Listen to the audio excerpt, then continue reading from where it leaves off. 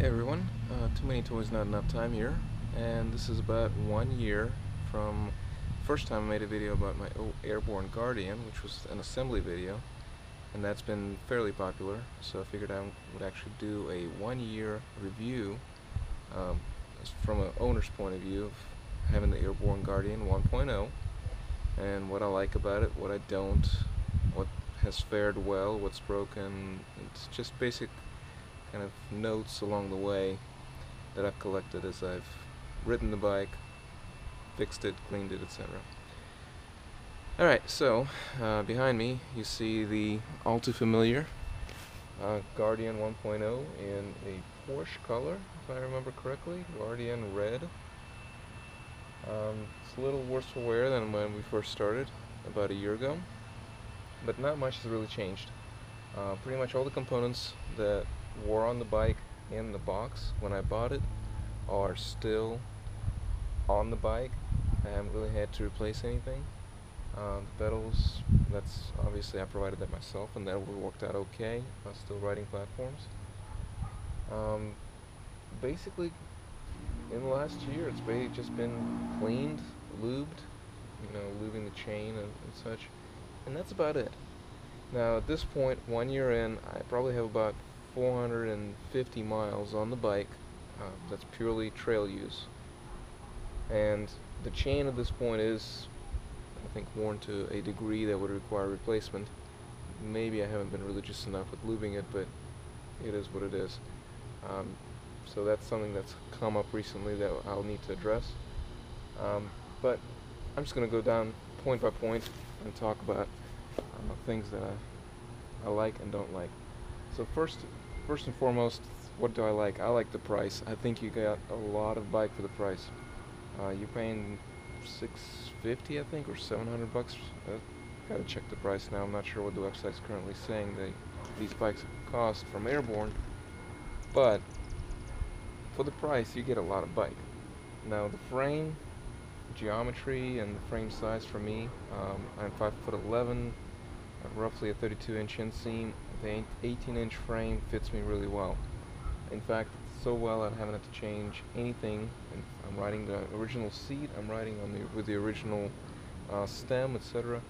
All of that is stock geometry, and I'm okay with that. It puts me in a position that I'm happy with. So geometry-wise, the bike is quite good for somebody my size. That can vary. I've had questions from folks saying, how does it compare to other bikes? Couldn't really tell you. I haven't ridden that many bikes. But if you have similar size to me, 5'11", 32-inch inseam, about 175 pounds, you will probably be okay on this bike. Other things I like, the mechanics that were provided for the drivetrain worked fine. I adjusted them last year, and haven't had really any major problems. I did have a problem with the front derailleur because the cable that pulls or moves the front derailleur had a casing on it that was basically coming through the these little end pieces on the casing itself. In fact, I can show you guys what that looks like. So you can even see there's some wire that's sticking out from the sheath of the cable, and that's happening because these plastic ends that Airborne chose to put in just don't work well. They split and they don't really retain the cable very well. So not really happy about that. I wish they would go for metal ends, and I'll probably change those pretty soon. So that's my first complaint as far as quality goes. I'd really like to see metal ends, not plastic. And in fact, on the other side of this shifter cable that goes into the shifter on the handlebar, the cable sheath had actually slid into the shifter and eventually prevented it from moving. So I had to fix that by basically taking the cable out and disassembling everything. So not the best option there, not the best choice on the Airborne's part. But other than that, once I got that fixed, shifting has been pretty much flawless for the entire duration of ownership so far. Now, brakes is something that I won't necessarily complain about, but I'll tell you that they are adequate. They're not great. It's a 160 millimeter rotor, and even though they're hydraulic, you're not really gonna get just amazing bite and a great stopping ability. But they're adequate for trail use.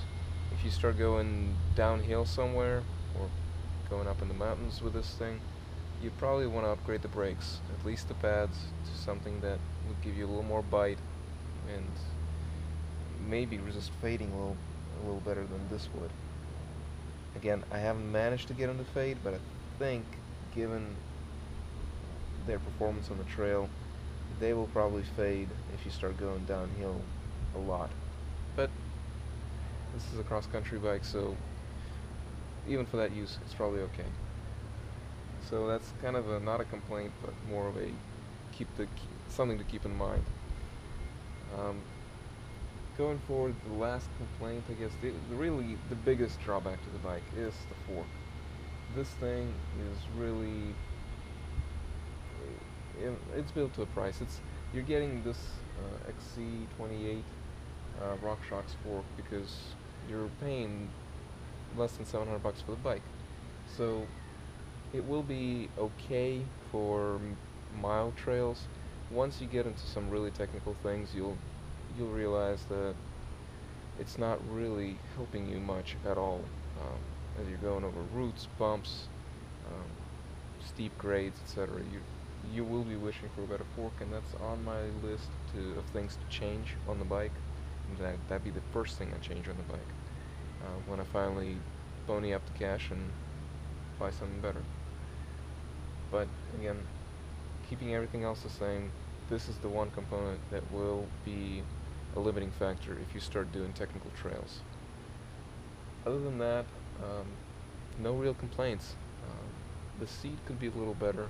Again, you're getting a cheap accessories, basically cheap things in terms of your cockpit layout. So the seat is not awesome, but again, the kind of riding I do, I don't spend a whole lot of time sitting on it anyway, so it doesn't really bother me that much.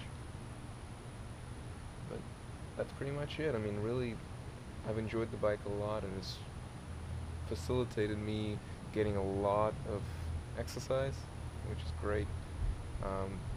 It has not let me down. I've had a couple of punctures on the tubes. In fact, really just pinch flats, because I ran the tubes too low of pressure. So basically for me, all suited up, I'm probably about 185 pounds. So for me, running anything less than 30 pounds is asking for a pinch flat. And that's actually less than what Kenda recommends for the minimum tire pressure in this bike.